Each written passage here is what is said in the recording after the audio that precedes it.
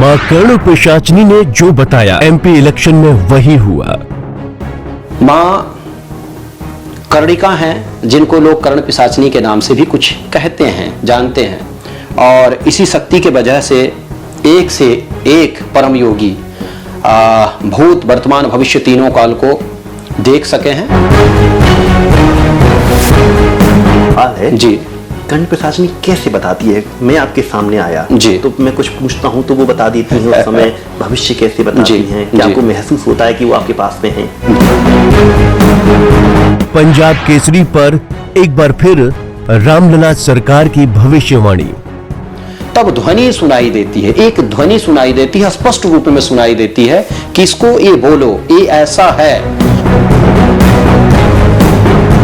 क्या होने वाला है? मैं 4 या 5 नेताओं को आप पर्ची लिखवाना चाहता हूं, अगर आप इजाजत दें तो। जी, अवश्य लिखूंगा।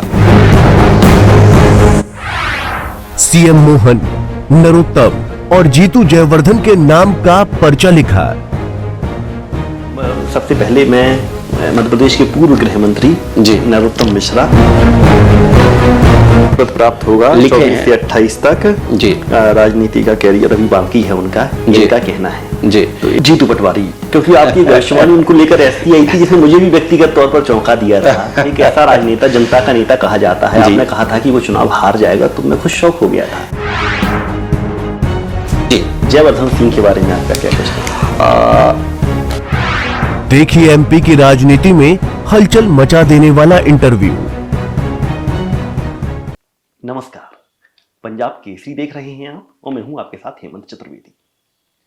मध्य प्रदेश चुनाव के लगभग 1.5 से 2 महीने पहले जब पूरे देश में ओपिनियन पोल का दौर चल रहा था चुनावों को लेकर, तब पंजाब केसरी ने एक भविष्यवक्ता के तौर पर रामलला जी सरकार का इंटरव्यू लिया था। और जिस वक्त हर ओपिनियन पोल में मध्य प्रदेश में और छत्तीसगढ़ में कांग्रेस को बढ़त में बताया जा रहा था, तब उन्होंने पंजाब केसरी पर ये ऐलान किया था, ये भविष्यवाणी की थी कि दोनों ही राज्यों में भाजपा बढ़त के साथ अपनी सरकार बनाएगी। सिर्फ यही नहीं, बल्कि उन्होंने ये भी कहा था कि मध्य प्रदेश को एक नया सीएम मिलने वाला है। और जब नतीजे आए तो वो हैरान करने वाले थे। जो इससे पहले कोई स्वीकार करने को तैयार नहीं था, तमाम भविष्यवक्ता जो अलग अलग लाइन, एक लकीर खींचने पर तुले हुए थे, वहां पर रामलला सरकार की वो भविष्यवाणी सच साबित हुई जो उन्होंने पंजाब केसरी पर कही थी। तो आज वही पोस्ट इलेक्शन इंटरव्यू लेने हम उस भविष्यवक्ता के पास आए हैं। तो सबसे पहले रामलला जी सरकार, आपका स्वागत है जी। कोट साधुवाद, धन्यवाद जी। एक तो नहीं बल्कि मेरे पास में लगभग 25 नेताओं की ऐसी लिस्ट है जो उन्होंने अलग अलग हमको बताई थी, और वो सभी नेता जिसके बारे में चुनाव कहा था जीतने के बारे में वो जीते हैं, जो हारने के बारे में बोला था वो हारे हैं। पहला सवाल मेरा आपसे यही है कि इतनी वो कौन सी विद्या है आपके पास में जो इतनी सटीक भविष्यवाणी बतलाती है, भविष्यवाणी आपके मुंह से बुलवाती है, मुंह से बताती है? जी, सर्वप्रथम भारत माता के सनातन पुत्रों को मेरा कोट कोट वंदन प्रणाम, और पंजाब केसरी के चैनल को भी कोट कोट धन्यवाद। और आप उनके अनुयायी हैं, उस चैनल के आप एक प्रमुख वक्ता हैं, इसलिए आपको कोट कोट साधुवाद, धन्यवाद, हृदय से स्नेह। आपका जो प्रश्न है, कैसी कौन शक्ति है जो हमें विदित करवाती है, बताती है कैसा होने वाला है। सत्य बात तो यही है कि अनादिकाल से यह अदृश्य शक्ति विद्यमान है, और इसी शक्ति के वजह से एक परम योगी भूत वर्तमान भविष्य तीनों काल को देख सके हैं। अभी भी हैं भारत भूमि में ऐसे योगी जो देखते हैं। मां कर्णिका हैं, जिनको लोग कर्ण पिशाचिनी के नाम से भी कुछ कहते हैं, जानते हैं। वो मां निकुंभला के ही रूप हैं, मां कामाक्षा का ही रूप हैं। यहां तक कि मैं कहूं कि वो सर्वोपरि आदिशक्ति जगदम्बा मां महामाया, उनके श्री चरणों का रज जब प्राप्त हो जाता है व्यक्ति को, साधक को, रामलला सरकार के चरणों का रज जब प्राप्त हो जाता है, वह बड़े आसानी से बताने लग जाता है।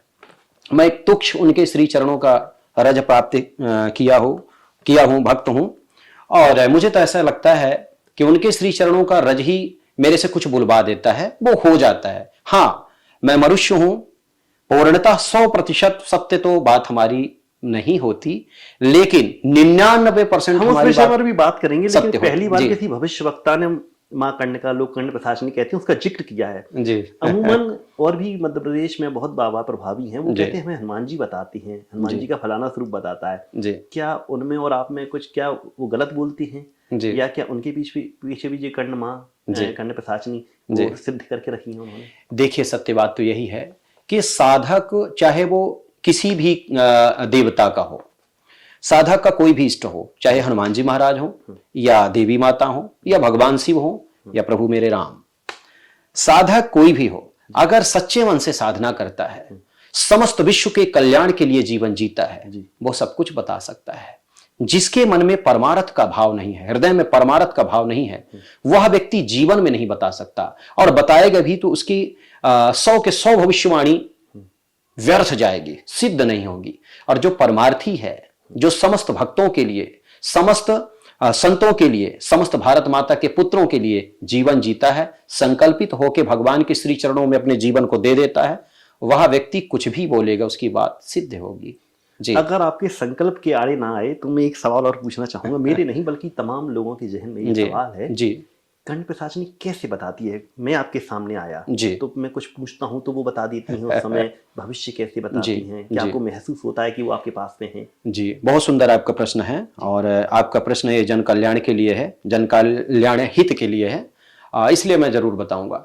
सच बात तो यही है कि कुछ समय पहले ही सुनाई देने लग जाता है, विदित होने लग जाता है, और जो पक्ष हम रखते हैं पूर्णतः वो सत्य होता है। लेकिन इस विषय को लेके तभी बताया जाए जब पूर्ण रूप से मन एकाग्र हो। आपको माँ को कॉल करना पड़ता है कि अपने पास आ जाते? नहीं, ऐसा नहीं। जब किसी के बारे में हम बताना चाहते हैं या किसी के बारे में कुछ कहना चाहते हैं, तो उस समय कुछ समय के लिए मन को एकाग्र करना पड़ता है, तब ध्वनि सुनाई देती है, एक ध्वनि सुनाई देती है, स्पष्ट रूप में सुनाई देती है कि इसको ये बोलो, ये ऐसा है। अगर मंद ध्वनि सुनाई देती है तो आप समझ लीजिए कि वो बात असत्य भी हो सकती है, लेकिन पूर्ण रूप से ध्वनि सुनाई देती है, बार बार सुनाई देती है, उस बात को लेके बोला जाए तो ब्रह्म वाक्य हो जाता है, वो कभी मिथ्या हो ही नहीं सकता। अभी महाराष्ट्र की घटना है, अगर आप कहें तो मैं थोड़ा जानकारी दूं। बिल्कुल। बैठा था इस्कॉन टेम्पल में, वहां एक सज्जन व्यक्ति आए, बिजनेसमैन आए, बोले कि महाराज जी ये मैं फोटो आपको दिखा रहा हूं, इनके बारे में कुछ बता सकते हैं? तो मैं बोला इनकी तो मृत्यु होने वाली है बुधवार के कब की दिन। थी आपने? अभी बस 4-5 दिन पहले की बात है, रविवार को मैं वहां था, बुधवार कल बुधवार था। मैंने बोला था आज के दिन या बुधवार के दिन उनकी मृत्यु हो सकती है। वो इस धरती में अब नहीं रहे, मृत्यु हो गई कल उनकी, कल उनकी मृत्यु हो बुधवार गई को जी। और बहुत बड़ी घटना है, नरसिंहपुर डिस्ट्रिक्ट में एक आम गांव बड़ा करके है जी। उस गांव में एक गांधी नाम करके व्यक्ति थे। वो मेरे से मिलना चाह रहे थे, और राम जी के चरणों के कृपा से हमारे शिष्य हैं लाखान पटेल जी, वो बोले महाराज जी ये सज्जन आपसे मिलना चाहते हैं। तो मैं बोला लाखन जी इनको मत ले आइए, क्योंकि शनिवार और रविवार के दिन इनका जीवन रहेगा, मुझे ऐसा लग रहा है। अभी तो रविवार के मध्याह्न समय में इनका जीवन समाप्त हो सकता है, रविवार के दिन इनकी मृत्यु हुई। तो ये जो सुनाई देता है ना, जो मुझे विदित होता है, ये अदृश्य शक्तियों के द्वारा होता है। सच बात तो यही है, अगर साधना रत व्यक्ति है, पूर्णतः साधना करने वाला है और परमार्थ के लिए अपने जीवन की आहुति दे चुका है, श्री राम जी के चरणों में अपने जीवन को समर्पित कर चुका है, निस्वार्थ भाव से सेवा करने वाला अगर कोई योगी है तो उसकी हर एक बात सिद्ध होती है। एक नेता के बारे में शायद आपकी भविष्यवाणी गलत निकली थी जी, तो वो उन्होंने स्वीकार भी किया पंजाब केसरी पर, और बताया कि इसका कारण क्या है। तो मैं चाहता हूँ एक बार अपने हमारे जो दर्शक है उनको बता दूं, पीसी शर्मा को लेकर आपने जो भविष्यवाणी की जी, वो गलत निकला। कारण है कि पीसी शर्मा के बारे में हमसे कोई अचानक ऐसे कुछ शब्द बोल दिया। उस समय मैं पूर्णतः एकाग्र नहीं था, सच बात तो यही है। अच्छा, मैंने उनको कभी देखा भी नहीं। इसमें ऐसा भी होता है जैसे कि सामने कोई व्यक्ति आ गया, अगर नहीं आया है उससे कभी आप मिले हैं या वो व्यक्ति अपने से मिला है, तो पूर्ण रूप से उसकी जानकारी बताई जा सकती है। अगर कोई कभी नहीं मिला, अचानक से कोई प्रश्न कर दिया, तो वो बात 100 में 1% गलत हो भी सकती है। ये सत्य बात है, तो ये बात हटा है, ये असत्य बात हुई है। हाँ। लेकिन वो अचानक से कोई प्रश्न किया था, ये सत्य बात है जो आप कह रहे हैं। हाँ, जी, मुझे बहुत कम ऐसा होता है कि कोई अपनी गलती भी सामने रखता है। नहीं, हम रखते हैं, हम इस विषय को रखते हैं, इसलिए रखते हैं। मैंने आपको पूर्व में विदित करवाया कि 100 में 1% बात मिथ्या तब हो जाती है जब व्यक्ति पूर्ण रूप से एकाग्र नहीं रहता है। सत्य बात तो यही है। क्या ये सच है कि पंडाल में हजारों लोग हैं, जी, लाखों लोग हैं जी, क्या उस वक्त हमारा मन इतना एकाग्र हो पाता है? क्योंकि मैं देखता हूँ, मैं नाम यहाँ लेना चाहूंगा पंडोखर जी का, बागेश्वर सरकार का, जी, कि वो एक रैंडमली उठाते हैं और चार बातें बोलते हैं, सच निकल जाती है। उधर एकाग्रता तो नजर नहीं आती, क्यों, कैसे होता है? देखिए, हम इनकी बात नहीं करेंगे। हाँ। ये अभी कहीं से कहीं तक हमको नजर नहीं आते, हमारे दृष्टि में नजर नहीं आते, इसलिए हम इनकी बात नहीं करेंगे। जी। हम उनकी बात करते हैं जो साधक लोग होते हैं, हम इनकी बात नहीं करेंगे। छोटी मोटी बातें हैं ये, बहुत छोटी मोटी बातें। किसी का नाम लेके बुलाना या किसी को बताना, ये आपके चैनल के माध्यम से ही मैं करके दिखाया हाँ, हूँ, और वो उस व्यक्ति को बताया हूँ राम जी के चरणों की कृपा से। वो तो रिकॉर्डेड है, आपके पास है, जो जिसके बारे में कभी कल्पना नहीं किया जा सकता था। बिल्कुल। खैर, इस विषय को हम अलग रखते हैं। अगर कभी आप लोग चाहेंगे, और हम तो चाहते हैं कि आप एक प्रेस कॉन्फ्रेंस करें, बहुत सारे लोग हों, हजारों लोग हों, और वहां देखें कि रामलला सरकार क्या बताते हैं क्या नहीं। मुझे तो ऐसा लगता है कि मैं आपके पास रहूंगा, और 1000 किलोमीटर दूर बैठा व्यक्ति रहेगा, उसके बारे में भी शायद मैं बताने की कोशिश करूंगा। और मुझे ऐसा लगता है कि 99% वो बात सत्य होगी। ऐसा? जी, अवश्य। ये मुझे अपने राम जी के श्री चरणों के रज के ऊपर विश्वास मैंने है। आपका जब लास्ट टाइम इंटरव्यू लिया था तो उसके अगले दिन पंडोखर सरकार का चैलेंज आया था आपके प्रति, जी, कि फिर वो बात आगे नहीं बढ़ पाई थी शायद। आप देखिए, चैलेंज वो करते हैं जो कभी चैलेंज में पास हो। सच बात तो यही है। मैं किसी को चैलेंज नहीं देता। मैं चैलेंज इसलिए नहीं देता क्योंकि उन लोगों को चैलेंज दिया जा सकता है जो हर एक जगह कहीं भी अपने को प्रमाणित रूप में सिद्ध किए हों। जो कभी सिद्ध ही नहीं किया हो, उसका क्या चैलेंज है? हमारे लिए सब बराबर हैं, हमारे सब अनुयायी हैं, सब हमारे भाई बंधु हैं, अपना काम कर रहे हैं और करते रहें। बाकी राम जी की चरणों की कृपा से, रामलला सरकार की जब बात आती है, ये अहंकार का विषय नहीं, नम्रता विनम्रता का विषय है। सच बात तो यही है कि हमारा पूरा जीवन श्री राम जी के चरणों में समर्पित है। और कभी मुझे अवसर मिला तो पूरे विश्व को मैं इस विषय को लेकर प्रमाण दूंगा कि बात सत्य है। जी, हमारा अमूमन जो विषय था इस इंटरव्यू का, वो कहीं ना कहीं इलेक्शन से जुड़ा हुआ था, लेकिन आपने मां कर्ण प्रशासनी के बारे में बताया तो मैंने उन विषयों को जोड़ा, क्योंकि आम जनमानस की जी बिल्कुल ये होना चाहिए, सवाल रहता है। और मैं एक दिन विशेष इंटरव्यू लूंगा आपका इस पूरी विद्या के बारे में, वो हम अपने दर्शकों को बाद में दिखाएंगे। अवश्य। लेकिन अभी फिलहाल, अब चूंकि हम राजनेताओं के बारे में ही बात कर रहे हैं, काफी भविष्यवाणियां सच हुई हैं। मैं चाहता हूं कि कुछ एक भविष्यवाणियां और सिर्फ पंजाब केसरी पर करें आप उनके बारे में। 3 या 4 राजनेता इस वक्त बहुत सुर्खियों में हैं पूरे मध्य प्रदेश में चुनाव के बाद में। उनका भविष्य क्या होने वाला है? मैं 4 या 5 नेताओं को आप पर्ची लिखवाना चाहता हूं, अगर आप इजाजत दें तो। जी अवश्य लिखूंगा जी, इसमें कोई संदेह नहीं। तो मैं आपको ये पर्ची, मैं टीम से कहूंगा पर्ची प्रदान करें जी। मैं आपको यहाँ 4 नेताओं के नाम बताऊंगा जी। नंबर सबसे पहले मैं मध्य प्रदेश के पूर्व गृह मंत्री नरोत्तम मिश्रा जी, और मध्य प्रदेश बीजेपी के अध्यक्ष हैं BD शर्मा जी जी। एक बहुत नेता, मैं उनके बारे में भी जिक्र कर दूं, आपने ऐलान कर दिया था कि जीतू पटवारी चुनाव हारेंगे। जिस वक्त मध्य प्रदेश एक और बाबा उनके यहाँ दरबार लगाया था और 40,000 वोटों का जीत का दावा करके आए थे जी, और वो जीतू पटवारी 40,000 वोटों से चुनाव हार गए जी। तो एक मैं उनके बारे में जिक्र करना चाहूंगा, उनको भविष्य क्या है जी। एक राघौगढ़ राज परिवार के जो युवराज जी, विधायक, कांग्रेस विधायक जयवर्धन सिंह, और एक आखिरी में हमारे मौजूदा मुख्यमंत्री। तो मैं चाहता हूं एक एक करके आप जरा इनके बारे में बताइए। सबसे पहले नरोत्तम मिश्रा के बारे में जी। अवश्य जी जी।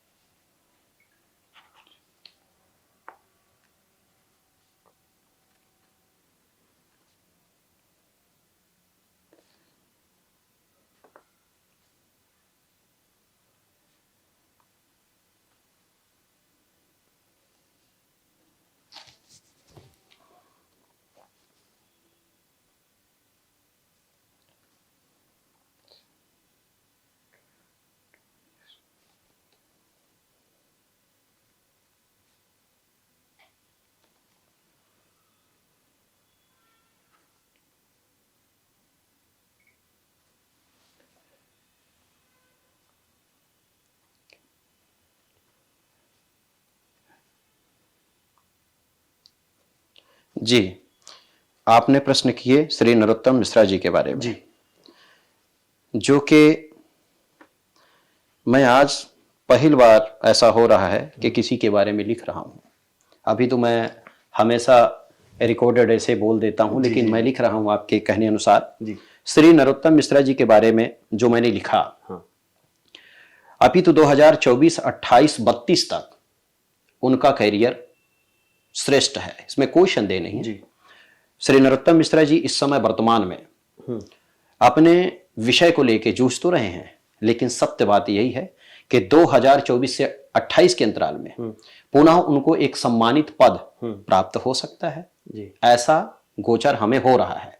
सत्य बात तो यही है कि जिस विषय को लेकर निरंतर वो सोचते रहे, वो पद उनको इस समय इसलिए नहीं मिल पाया कि उनका जो प्रभावित पक्ष गुरु का है वो मध्य रहा। जी।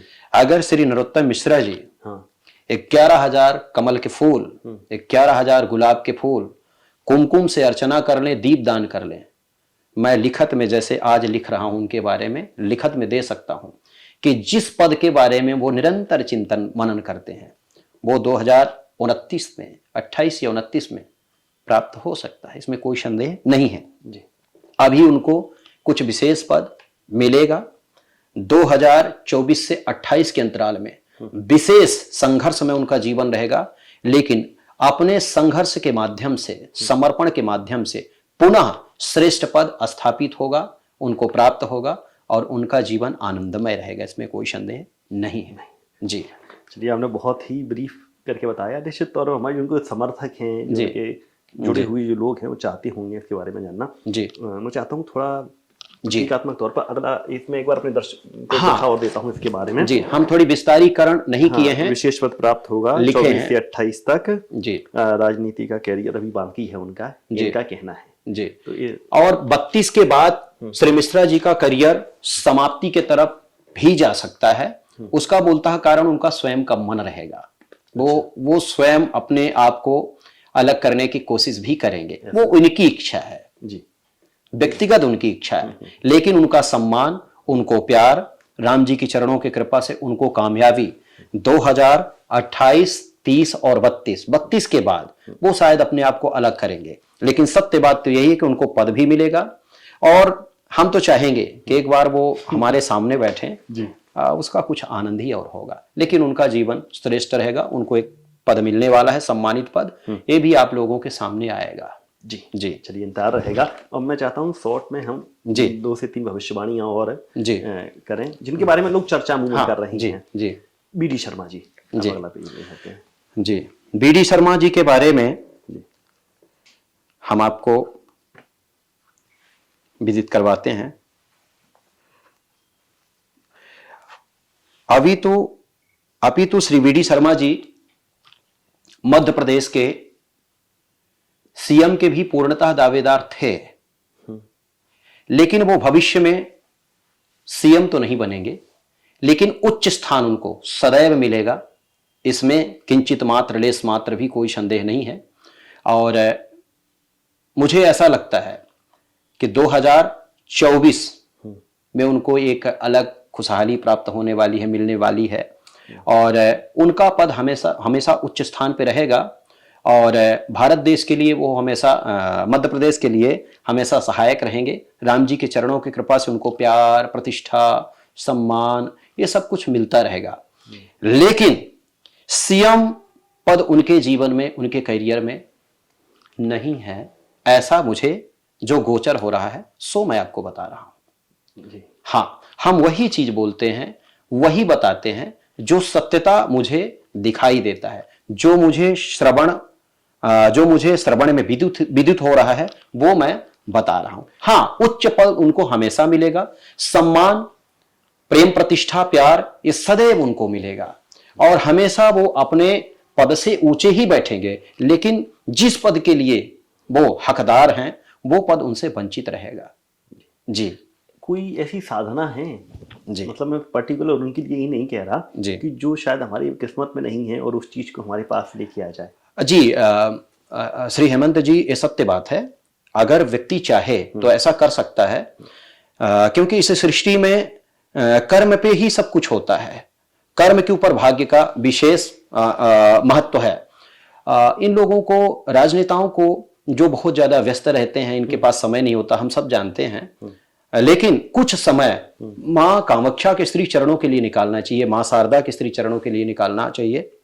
और ऐसा होगा अगर इस पद को, इस वैभव को, इस आनंद को प्राप्त करना है, तो कमल के फूल से, गुलाब के फूल से, कुमकुम से, लौंग से अर्चना करे व्यक्ति लगातार। दिन हो शुक्रवार, पक्ष हो शुक्ल पक्ष, और संध्या के समय या अर्धरात्रि में 1000% निश्चित है वो वही पद प्राप्त करेगा जो उसकी इच्छा है। लेकिन ये सब करना पड़ता है। बिल्कुल सही है। जी। अभी कांग्रेस के 2 नेताओं का जिक्र और करूंगा मैं। जी जी। जयवर्धन, मैं ऐसे ही बता देता हूं, हाँ। क्योंकि प्रायः मैं लिखता कम हूं, रिकॉर्डेड है, हाँ, आपके सामने रिकॉर्ड हो रहा है, मैं बता देता हूं, ये तो हमेशा रिकॉर्ड ही रहेगा। जी। जयवर्धन सिंह के बारे में आपका क्या कुछ है?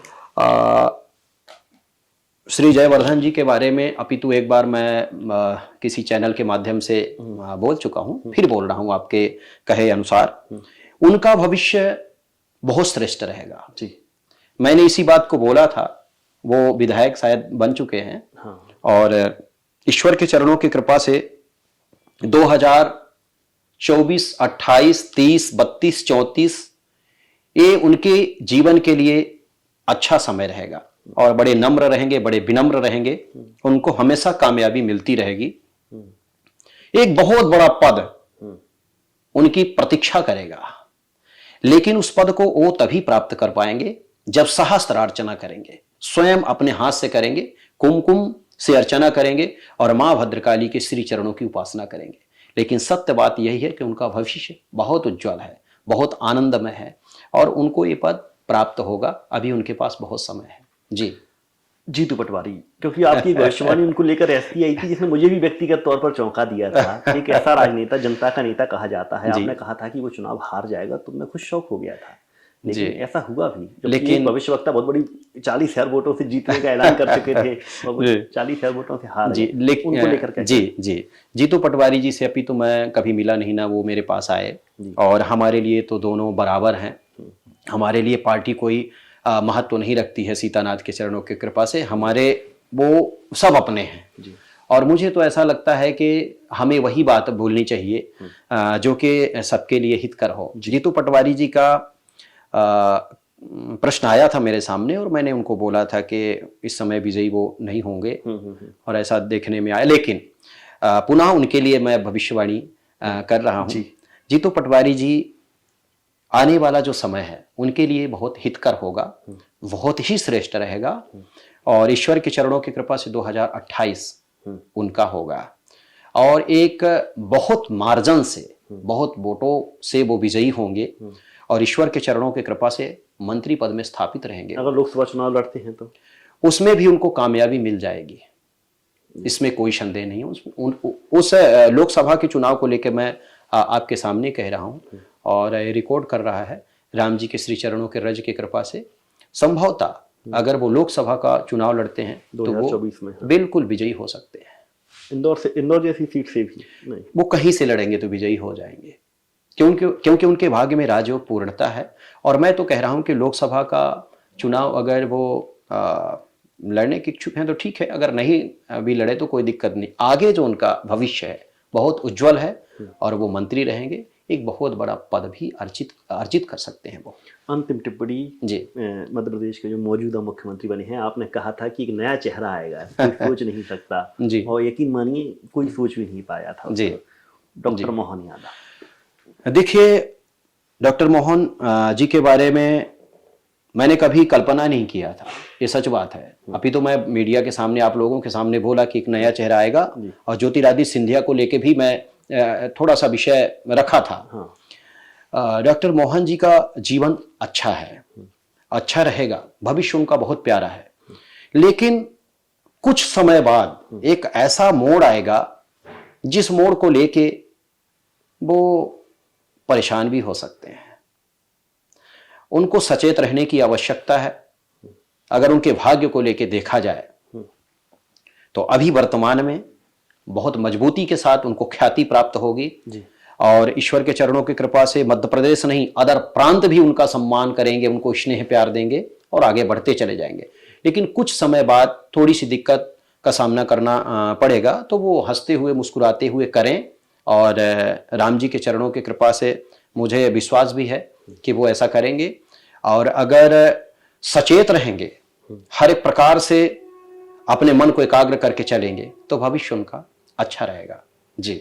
तो लगभग पिछली जो भविष्यवाणी हुई थी उन पर भी चर्चा की, और कुछ नई भविष्यवाणी हमने और यहाँ पे लिखवा ली हैं जी। रामलला जी सरकार से। जी। तो आप हमारे साथ इस चर्चा में जुड़ी और तमाम विषयों पर खुलकर बात की, और खासकर जो माँ जी। कर्णिका है, जी। कर्ण पे सांस नहीं, क्योंकि जी। आपने एक नया नाम दे दिया है माँ कर्णिका, तो उनके जी। बारे में आपने खुलकर बोली। तो मैं अपने जी। दर्शकों से मैं एक कमिटमेंट और करता हूँ कि एक कुछ समय बाद एक माँ कर्णिका को लेकर जो तमाम भविष्यवाणी जो हो रही है, शायद इसके पीछे मुख्य उद्देश्य, मुख्य जी। जो कह सकते हैं कि शक्ति है, वो उन्हीं की मानी जाती है। जी। तो उस जी। पर इनके विस्तार से एक इंटरव्यू लेंगे, लेकिन आज आप शायद आपको बहुत कुछ जानने को समझने को मिल गया होगा। जी। तो अगर 2 मिनट हमको आप समय दें, हाँ। तो हम एक विषय और रखना जी, चाहते हैं। बिल्कुल बिल्कुल जी। इंतजार। श्री हेमंत जी, मुझे ऐसा लगता है कि लोग बाग इस विषय को लेकर गंभीरता से सामने नहीं आते हैं। हाँ। सच बात तो यही है कि यही विद्या महर्षि वाल्मीकि जी के पास भी थी। यही विद्या, यही साधना, वो भी शक्ति के उपासक थे। और जो भी त्रिकालदर्शी इस धराधाम में जी। आए और भारत देश को, नहीं पूरे विश्व को एक सुंदर दिशा दिए, ये अदृश्य शक्ति आज भी मौजूद है। बस इसके लिए साधना की आवश्यकता है। जो नवीन हमारे साधक हैं, अगर वो सत्यता साधना करना चाहते हैं साधक, तो उनको एक श्रेष्ठ गुरु के पास जाके इस विद्या का निचोड़ ग्रहण करना चाहिए, सार ग्रहण करना चाहिए। अर्धरात्रि में साधना इनकी हो, अर्धरात्रि में 1.25 लाख पुष्प से अर्चना हो, 1.25 लाख दीप दान, स्वयं बना के दीपक दीप दान करे। 6 महीने का ये साधना होता है। पूर्णतः मन एकाग्र हो जाए तो 1 महीना बाद या 1 महीना पहले, या ऐसा कहें भूत वर्तमान भविष्य तीनों काल की बात विदित हो सकती है, बताया जा सकता है, और वो बात 1,00,000% सत्य होगी। लेकिन साधना रत व्यक्ति ही कर सकता है। और आपको तो विदित है, हमारा भी जीवन बड़ा भाग दौड़ वाला है। भारत माता के सुपुत्रों के श्री चरणों की सेवा के लिए हमारा जीवन समर्पित है, तो इधर उधर जाना होता है।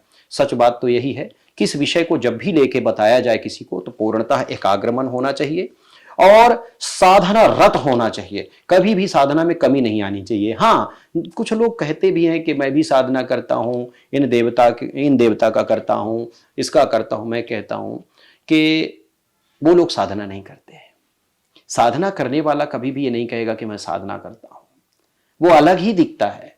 हमने कभी किसी के सामने ये नहीं बोला कि मैं इस विषय को लेके साधनारत हूं। हाँ, अवसर मिलता है तो सामने प्रमाण देते हैं। श्री हेमंत जी, ज्यादा आपका समय नहीं लूंगा। आपको कोट कोट साधुवाद है, आप इतना समय निकाले, हमको समय दिए। मैं सिर्फ इस बात को लेके आपके सामने रखना चाहूंगा। जिस विद्या को लेके बहुत सारे लोग टिप्पणी किए, नाना प्रकार के अपशब्दों का भी प्रयोग किए कि ढोंग है, पाखंड है, ये सब कुछ नहीं है। मैं कह देना चाहता हूं उन लोगों को कि आप लोग सनातन धर्म की अगाधता को जानने की कोशिश नहीं करते हैं। सनातन धर्म में ही एक ऐसी विद्या है जो कि पूरे विश्व के भविष्य के बारे में बता सकती है।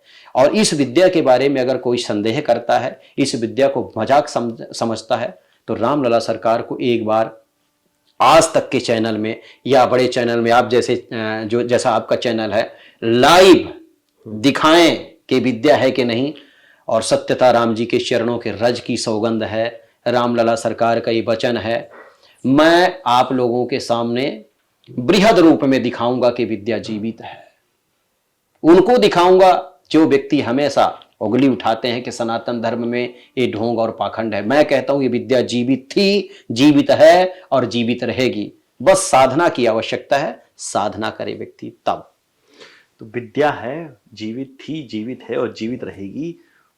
पूरा निचोड़ शायद एक छोटे से इंटरव्यू में संभव नहीं है। मैंने अपने दर्शकों से वादा किया है, पूरी साधना जो माँ कर्णिका आपने जो जिक्र कर रहे हैं उनको लेकर एक विशेष इंटरव्यू मैं अलग से करूंगा। और शायद जो हर किसी, निश्चित तौर पर सवाल अभी सामने आएंगे, उन तमाम सवालों को मैं आपके सामने रखूंगा अवश्य। तो पूरी विद्या को लेकर आपका क्या कुछ पूछना है, आपके जहन में क्या सवाल है, आप कमेंट कीजिए। प्लस जो हमारा पोस्ट इलेक्शन इंटरव्यू हुआ है उसको लेकर आपका क्या कहना है? किसी और राजनेता के बारे में भी आप जानना चाहते हैं क्या? कमेंट कीजिए। हम बहुत जल्दी एक बार फिर रामलला जी सरकार के सामने आएंगे, उन तमाम सवालों के जवाब लेंगे। रामलला जी सरकार, आप हमारे साथ जुड़े, आपका बहुत बहुत धन्यवाद जी। तो हमारे साथ लगातार रामलला जी सरकार ने तमाम सवालों के यहाँ पर जवाब दिए, और खासकर पोस्ट इलेक्शन जो उन्होंने पहले भविष्यवाणियां की थी उनके बारे में तो हमने उनसे पूछा ही। इसके बाद में जो इस समय मध्य प्रदेश की राजनीति में जो तमाम ऐसे नेता हैं जिनके भविष्य को लेकर आम जनता के जहन में कई सवाल बने हुए हैं, वो सवाल भी हमने उनके सामने रखे। और इसके साथ हमें जो खास बात मिली वो माँ कर्णिका के बारे में उन्होंने जिक्र किया कि किस तरीके से उनको विद्या इन्होंने फलीभूत की, किस तरह की साधना की और किस तरह वो इनकी मदद करती है। तो इन तमाम ऐसा इंटरव्यू निश्चित तौर पर शायद आप लोगों के लिए अनोखा होगा, और यही हमारी कोशिश रहती है कि अपने दर्शकों के सामने कुछ ऐसा कंटेंट पेश किया जा सके जो शायद उसके और कहीं देखने को नहीं मिलता। तो हमारा इंटरव्यू आपको कैसा लगा कमेंट कीजिए। क्या सवाल आप इनसे और पूछना चाहते हैं उसके बारे में बताइए। इन्होंने लाइव आने को भी कहा है, हम इनको लाइव भी लेकर आएंगे आपके बीच में, और तमाम सवालों के जवाब आप लाइव भी पूछ सकेंगे कमेंट बॉक्स के जरिए। तो फिलहाल मुझे आप इजाज़त दीजिए और पंजाब केसरी के साथ बने रहिए। नमस्कार।